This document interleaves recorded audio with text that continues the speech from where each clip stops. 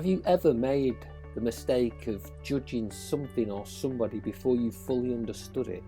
Maybe that tatty old plum tree gives the sweetest fruits, and maybe your Gran or Grandad, who can't use a smartphone, has lots of vital lessons to teach. This is a story about not judging others and taking the time to really get to know each other.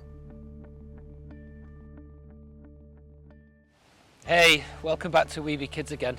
Today I'm going to tell you a story from this book. It's called A World Full of Animal Stories. And the story that I'm going to tell you is a story from Brazil. And it is called How the Beetle Got Its Gorgeous Coat. Now, a long time ago, the beetles that lived in Brazil were covered with a black coat. And one day, one of these beetles was walking slowly along the top of a wall when a big rat jumped up and scurried past it. The rat stopped and turned round and said, "Beetle, Beetle, why do you walk so slowly? Don't you wish you were as fast as me?" And the rat turned and shot off again and then ran back, leaving dust behind it. "Look how fast I am," said the rat. "Don't you just wish that you were as fast as I am?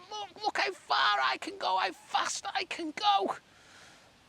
And the beetle had been told never to boast and just kind of nodded and said, "Yes, well done, rat." "But look at me, said the rat. "I am the fastest." And again the beetle nodded and said, "Well done, rat, you are very, very fast, yes." Now, up above in a mango tree, a parrot had been watching this, and the parrot flew down and said, "Rat, if you think that you are the fastest, why don't you challenge Beetle to a race?" Rat said, "Challenge Beetle to a race? Beetle is never going to beat me in a race. I am way faster." So the parrot said, "Okay, here's the deal. At the top of that distant hill, there is a palm tree. The two of you have a race there, and whoever gets to the palm tree first will get a new coat." Now the rat looked at itself and its tatty old brown coat and thought, "Oh, yes, I would love a new coat." And the beetle looked at its black coat and said, "A new coat would be nice for me. I would like that. Yes, I will take you on." And the rat started laughing. "You are never going to beat me. That new coat is mine already." And with that, the parrot flew to the top of the mango tree and counted down 3, 2, 1, go! And the rat shot off as fast as it could, over the wall and around the back of the streets and off towards the hill. The rat was so fast and it got so far ahead that it decided it would sit back and have a rest. So it lay back and sunned itself for a while, knowing that there was no way that the beetle could possibly beat it to the top of that tree. But after a while, the rat got up, stretched itself out and sped off, knowing that it was only a matter of time before it got its new coat.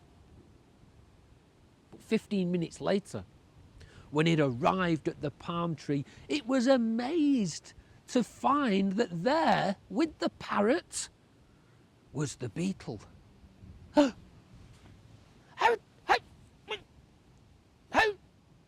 How did you get here so fast?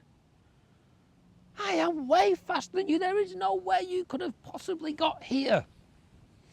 And the beetle spread out its wings, said, "You only said we were going to have a race. Nobody said we had to run. I can fly, so I flew here." The rat could not believe it. The rat said, "That is not fair. I did not know you had wings." And the parrot stepped in and said, "That is correct. You didn't know that the beetle had wings. And may this be a lesson for you. Never to judge others by how they look. for you never know where they may be hiding their wings. And with that, the parrot said to the beetle, what colour would you like your new coat? And the beetle asked for beautiful greens and blues. And that is why the popular beetle of Brazil carries those beautiful colours with it. Lovely story. Never judge a book by its cover, I guess, is another way of saying that. Now, in the UK, we have many, many beetles as well. We have one of my favourite beetles. It's called the violet ground beetle. And it is a really dark black and it shimmers a purple or violet colour. And I thought about adapting that story to the violet ground beetle, given that the violet ground beetle is the beetle that I know.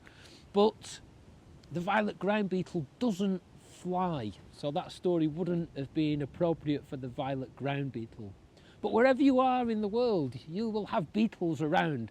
Beetles populate countries all over the world. So go out, see if you can find a beetle in your garden, and then see if you can figure out what it is and find out if that beetle flies as well. Thanks for stopping by and listening to this story. We'll see you again at We Be Kids.